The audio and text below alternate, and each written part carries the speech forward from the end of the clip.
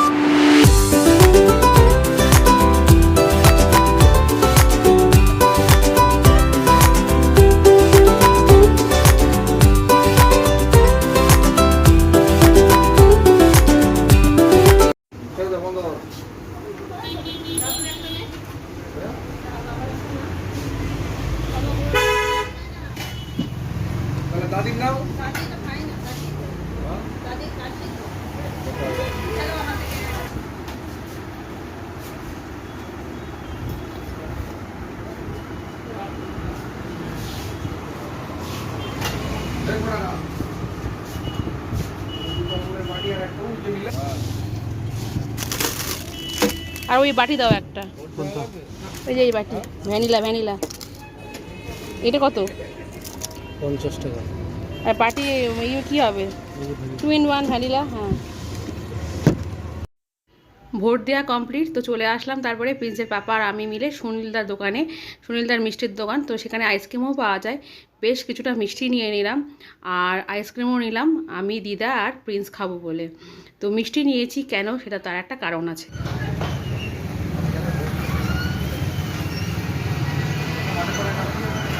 বল, কি নিয়ে এসছি বলতো? হ্যাঁ, কি নিয়ে এসছি আলতার মধ্যে?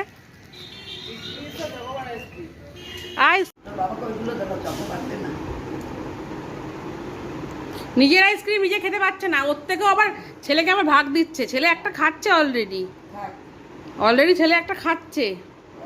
এটা আমার, এটা আমার, জানি এটা আমার।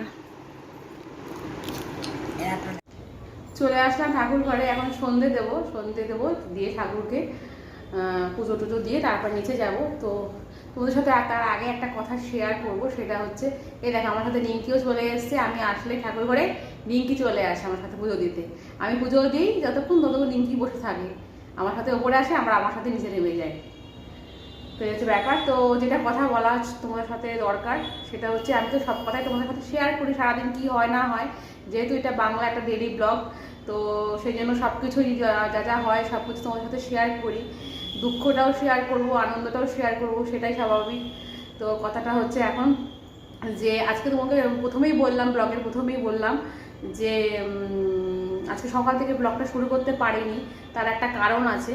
তো প্রথমত তো বাড়ির কাজ টাজ আছে, তার জন্য করতে পারিনি। আর দ্বিতীয়ত যেটা কারণ, সেটা হচ্ছে যে কেন সকাল থেকে ব্লগটা শুরু করতে পারিনি, সেটা হচ্ছে যে আজকে আমার ছেলের মাধ্যমিকের রেজাল্ট বেরোলো, সিবিএসসি বোর্ডের। তো মাধ্যমিকের রেজাল্ট বেরোবে সেই চিন্তাতে, মানে ছেলেও নড়তে পারছে না, চড়তে পারছে না, মানে কি করব। আর আমিও সেই টেনশানে, কি হবে সেই টেনশানে একটা, মানে দুজনে মিলেই মানে মানে আমি বলছি তুই আমাকে দেখ, আর আমার ছেলে বলছে মা তুমি আমাকে দেখো, মানে এরকম একটা ব্যাপার। তো খুব টেনশনে ছিলাম যে কীরকম রেজাল্ট বেরোবে না বেরোবে, তো সেটা নিয়ে খুব টেনশনে ছিলাম। অবশেষে রেজাল্টটা বেরিয়েছে আজকে, তো দুপুরবেলা রেজাল্টটা বেরিয়েছে। তো অবশেষে রেজাল্ট হাতে, মানে রেজাল্ট হার্ড কপি হাতে পাইনি, তবে রেজাল্ট তো কম্পিউটারে মানে মোবাইলে দেখা যায়, তো সেইভাবেই দেখেছি। তো তাতে রেজাল্টটা দেখলাম। তো মাধ্যমিকে আমার ছেলে পাশ করলো, আর খুব ভালো রেজাল্ট করেছে। তো মানে রেজাল্টটা দেখে আমরা সন্তুষ্ট, আমি, ওর পাপা, তারপর আমার দিদাও রয়েছে তোমরা জানো।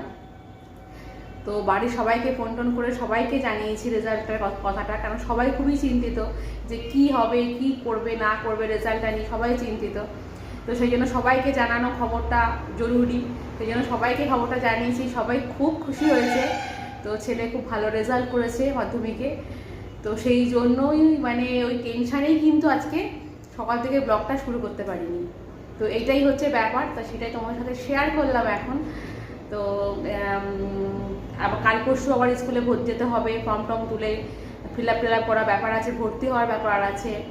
তো একটা জিনিস ভালো ভালো লাগছে, ছেলের আমার দুজনারই সবারই ভালো লাগছে যে ছেলে যেইভাবে মানে পড়াশোনা করে এগিয়ে যেতে চায় সামনের দিকে, যেই সাবজেক্টগুলো চুজ করে পড়তে চায় তো সেইগুলোও নিতে পারবে, এইটাই হচ্ছে মানে ভালো লাগার জায়গা ছেলের আমার।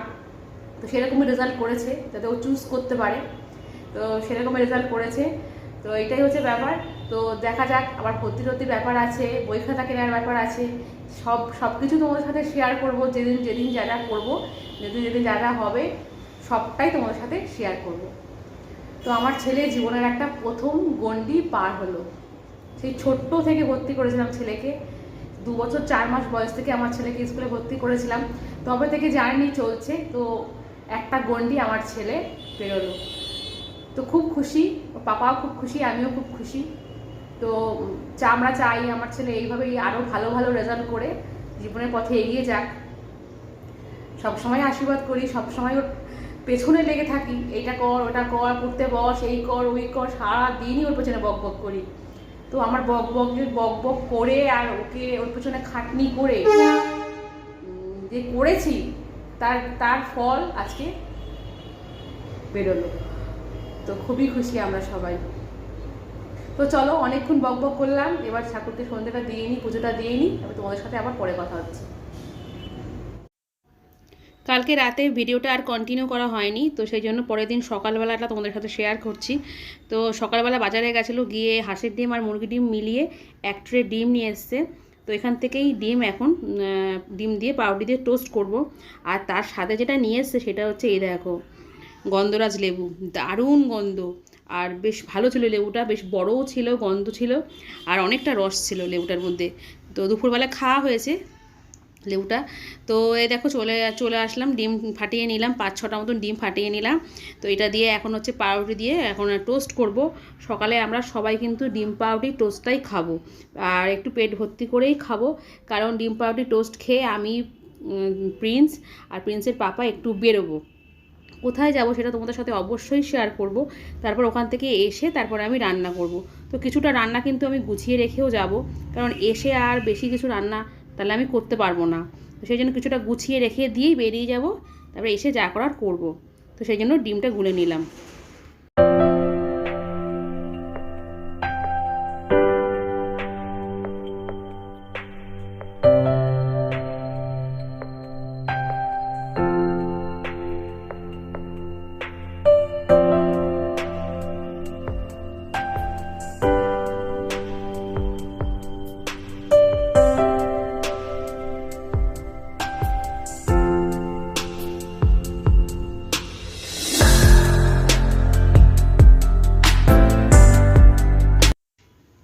সবার টিফিন খাওয়া হয়ে গেছে, আর এটা আমি নিয়ে এখন বসে পড়েছি খেতে। তো এটা এখন আমি খেয়ে নেব, খেয়ে রেডি হয়ে বেরোবো। কোথায় যাচ্ছি চলো তোমাদেরকে সেটাও শেয়ার করব। তো দেখো চলে এসেছি কিন্তু বলতে বলতে স্কুলে, সেটা হচ্ছে ছেলের স্কুলে, ছেলেকে যেখানে ভর্তি করাবো, সেন্ট মেরিজ। তো Saint Mary's English medium school, তো সেখানে চলে এসেছি ভর্তি করানোর জন্য। তো ছেলেকে ভর্তি করিয়ে দিয়েছি, দেখো ছেলে আর ওর বাবা লাইনে দাঁড়িয়ে পড়েছে। তো ভর্তি করা হয়ে গেছে। তো ফাঁকাই ছিল স্কুলটা, তাড়াতাড়ি ভর্তি করে বাড়ি চলে আসলাম। তো বাড়িতে এসে দেখো এই মাছগুলোকে নুন হলুদ মাখিয়ে রেখে গেছিলাম, যে এসে তাড়াতাড়ি করে তাহলে ভেজে সঙ্গে সঙ্গে রান্না করে ফেলতে পারবো। তো সেই জন্য একদিকে মসুরির ডাল সেদ্ধ বসিয়ে দিয়েছি, আর একদিকে কিন্তু মাছটা ভাজাভাজি শুরু করে দিয়েছি। তো দেখতে দেখতে দেখো রান্নাও হয়ে গেছে, অনেক কিছু, ভাত হয়ে গেছে, তার সাথে হচ্ছে তোমার মসুরির ডাল করে নিয়েছি পেঁয়াজ দিয়ে, আজকে আর আমডাল করিনি। তার সাথে করে নিয়েছি হচ্ছে একটু ডিমের মামলেট, ছেলে যেহেতু মাছ খাবে না সেই জন্য, আর করে নিয়েছি কটা বড়া নারকেলের, আর মাছের ঝোল। তো এই কটা রান্না করেছি। ও তার সাথে করেছি কিন্তু চাটনি, আমের চাটনিটাও করেছিলাম।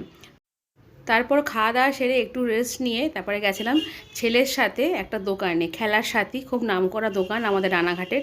তো সেখানে গেছিলাম ছেলের জুতো কিনতে। ছেলে ফুটবল খেলতে যায় বিকেলবেলা। তো সেখানে আগের দিন তোমরা দেখেছিলে একটা ব্লগে যে ওর পায়ে লেগেছিল, কারণ ওর জুতো ছিল না খেলার, সেই জন্য। তো বায়না জুড়ে দিয়েছে যে আমাকে এখন জুতো কিনেই দিতে হবে। তাই আগিয়ে আয়, একটু আগিয়ে আয়।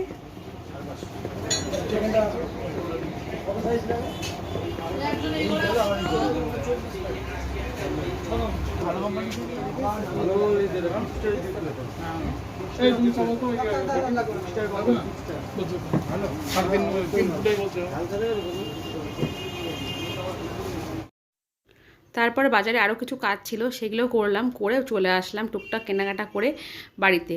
তো বাড়িতে এসে রাতের জন্য তৈরি করছিলাম হচ্ছে ফুলকপি দিয়ে আলু দিয়ে একটা তরকারি, কালো জিরে আর কাঁচা লঙ্কা ফোড়ন দিয়ে।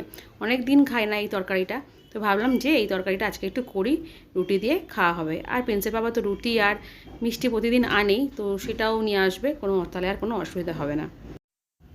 তো আজকের ব্লগটা এই পর্যন্তই রাখছি। পুরো ব্লগটা যদি তোমাদের ভালো লেগে থাকে তাহলে একটা লাইক করো, কমেন্টস করো, প্লিজ আমাকে সাবস্ক্রাইব করো। তোমাদের একটা সাবস্ক্রাইব আমার কাছে অনেক মূল্যবান।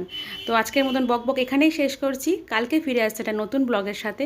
ততক্ষণের জন্য তোমরা সবাই সুস্থ থেকো, ভালো থেকো। Good night.